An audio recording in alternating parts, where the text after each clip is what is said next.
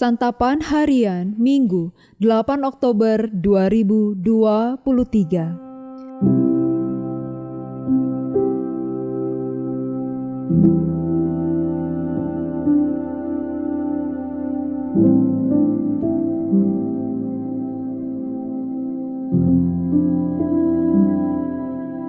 Inilah program Santapan Harian, sebuah program yang mengajak Anda menelusuri isi Alkitab, agar Anda menemukan makna firman Tuhan sesuai dengan konteksnya.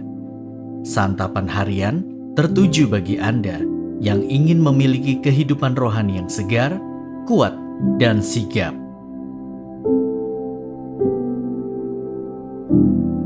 Hari ini kita akan membaca Yehezkiel pasalnya yang ke-29 ayatnya yang ke-17 hingga pasalnya yang ke-30 ayatnya yang ke-26.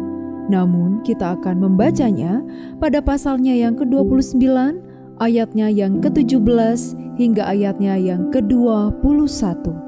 Sebelumnya, mari kita berdoa. Kristus, kasih-Mu tak berubah, firman-Mu pun tak berkesudahan. Kini, dengan hati terbuka dan penuh kerendahan, kami siap menerima kebenaran firman-Mu. Di dalam nama-Mu, Yesus Kristus, kami berdoa. Amin. Yehezkiel 29 ayat 17-21. Lalu pada tahun ke-27 dalam bulan pertama, pada tanggal 1 bulan itu datanglah firman Tuhan kepadaku. Hai anak manusia, Nebukadnezar, Raja Babel menyuruh tentaranya bekerja keras melawan Tirus. Semua kepala sudah gundul dan semua bahu sudah lecet. Tetapi baik ia maupun tentaranya tidak mendapat untung dari Tirus atas usaha yang dilakukannya melawan dia. Oleh sebab itu beginilah firman Tuhan Allah, Aku memberikan tanah Mesir kepada Nebukadnezar, Raja Babel, dan ia akan mengangkut kekayaannya. Ia akan melakukan perampasan dan penjarahan, dan itulah upah bagi tentaranya. Aku akan memberikan kepadanya tanah Mesir sebagai pahala atas pekerjaan yang dilakukannya, sebab mereka sudah bekerja bagiku. Demikianlah firman Tuhan Allah. Pada hari itu aku akan menumbuhkan tanduk bagi kaum Israel dan membuat engkau dapat berbicara lagi di tengah-tengah mereka. Dan mereka akan mengetahui bahwa akulah Tuhan.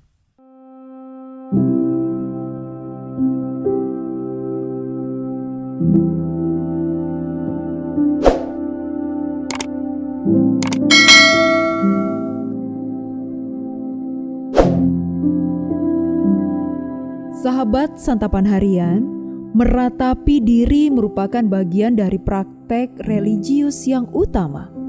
Menyatakan ratapan sering menjadi pengajaran para nabi. Ratapan bertujuan menyiapkan ruang batin yang bersih bagi bersemayamnya roh Tuhan. Ketika orang meratap, ia ibarat sedang menyapu sampah di dalam diri. Para nabi meratap. Mereka tidak meratapi dirinya sendiri, melainkan meratapi nasib suatu bangsa. Mereka meratapi Israel dan Yehuda, termasuk bangsa lain juga.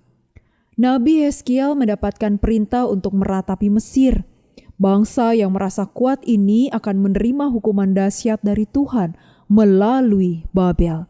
Kekayaan mereka akan dirampas, begitu juga dengan nyawa penduduknya.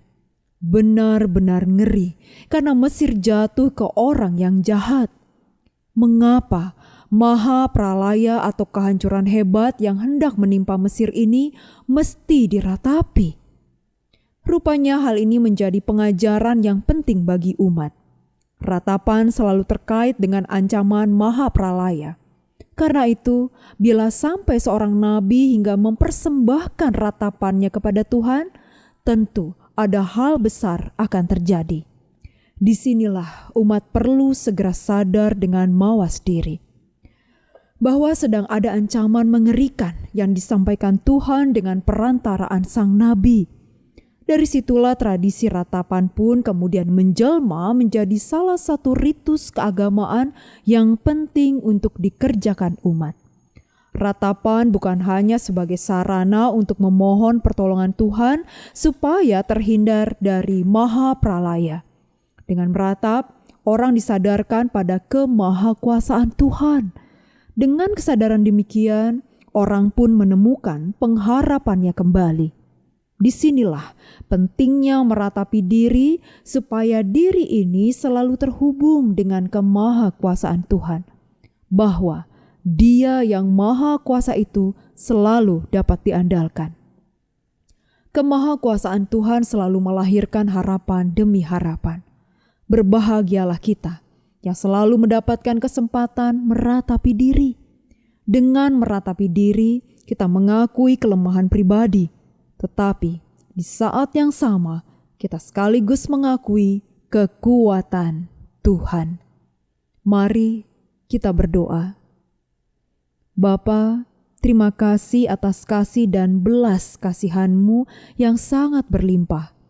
Engkau telah melepaskan kami dari cara hidup kami yang berujung pada maut dan menghidupkan kami bersama-sama dengan Kristus. Di dalam kasih-Mu Kristus, kami berteduh. Amin.